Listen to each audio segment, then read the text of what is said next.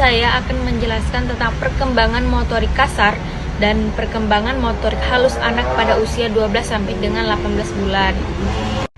Perkembangan motorik kasar anak itu ada 7. Yang pertama, berganti posisi dari duduk ke posisi berdiri. Lalu yang kedua, sudah stabil berdiri sendiri. Lalu yang ketiga, dia bisa jongkok. Lalu yang keempat, dia bisa berjalan sendiri tanpa bantuan dari orang lain. Lalu yang kelima, dia bisa menaiki anak tangga dengan berpegangan tangan dan melangkahkan dua kakinya di setiap anak tangga. Lalu yang keenam, melambaikan tangan. Lalu yang ketujuh, dia bisa memanjat sofa. Selanjutnya, perkembangan motorik halus anak itu ada 4. Yang pertama, dia bisa menggambar atau mencoret spontan dan mengarahkannya kepada kertas. Lalu yang kedua, dia bisa menjatuhkan atau melepaskan benda secara spontan juga. Lalu yang ketiga, dia bisa menaruh benda ke wadah. Misalnya menaruh mobil-mobilan, Barbie-Barbian gitu, ditaruhnya di kardus. Lalu yang terakhir, dia bisa mengambil objek kecil dengan menggunakan jari telunjuk dengan jari jempol. Perkembangan kemandirian anak usia 12 sampai 18 bulan. Yang pertama, memegang gelas untuk meminumnya sendiri. Yang kedua, memegang atau menggunakan sendok untuk mulai belajar makan sendiri. Yang ketiga, menggunakan dua tangan bersamaan, contoh pada tangan kanan memegang biskuit untuk makan dan tangan kiri memegang mainan yang dipukul-pukulkannya ke meja atau lantai. Yang keempat, menarik kaos kaki hingga terlepas. Dan yang terakhir, yang kelima, ingin melakukan apa-apa sendiri. Next, pada materi perkembangan bahasa anak usia 12 sampai 18 bulan. Yang pertama, mulai bicara dan sekitar 20 sampai 25% dimengerti oleh orang lain.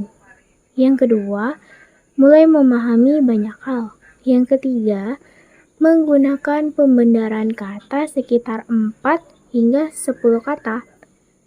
Yang selanjutnya, dapat menirukan suara-suara yang dikenal atau ditemui di lingkungan sekitar seperti suara binatang, mobil, dan sebagainya. Yang terakhir, sudah dapat merespon bila ditanyakan dan melakukan perintah sederhana, seperti ketika dimintai penunjuk bagian tubuh yang ditanyakan. Contohnya pada hidung berada di wajah. Baik, pembahasan selanjutnya tentang perkembangan anak pada usia 12 sampai 18 bulan, yaitu perkembangan sosial emosional. Bisa kita lihat dari yang dia mulai berani berada di lingkungan baru, walaupun terkadang dia juga masih takut berada di sekitar orang-orang baru, sehingga dia merasa khawatir apabila dia ditinggalkan atau orang tuanya meninggalkan dia di satu tempat yang sendirian. Terus tuh juga dia masih lebih senang bermain sendirian, bermain mobil-mobilan, bermain permainan-permainan itu dia masih merasa ingin main sendiri aja.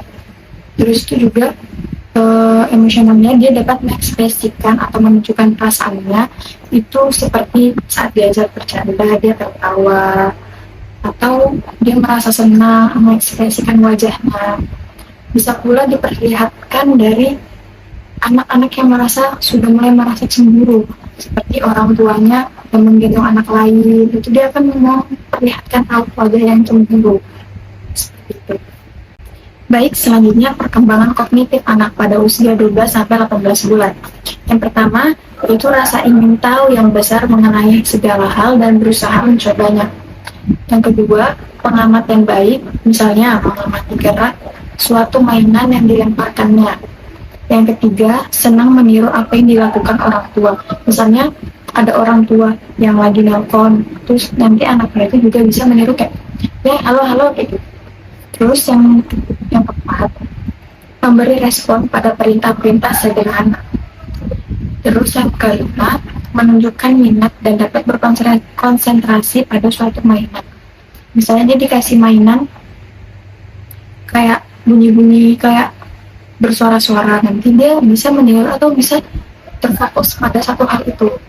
Terus yang selanjutnya, itu memperlihatkan suatu pemahaman pada suatu kata. Misal kata tidak, dia bisa menyatakan dengan menggelengkan kepalanya. Jadi maksudnya di sini dia kayak ingin memberitahuan sesuatu tapi dengan cara bergerak.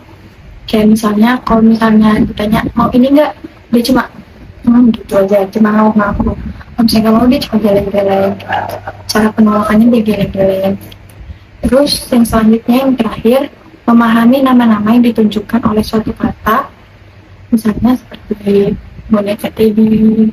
Kalau saya ini boneka Teddy, kalau dikasih boneka. Jadi setiap dia mendengar kata boneka Teddy, dia pasti ingatnya barang yang kita kasih tahu. Kalau misalnya ini boneka Teddy, jadi setiap kita menyebutkan boneka Teddy, dia pasti teringatnya, terpikirnya, tertujunya ke boneka itu.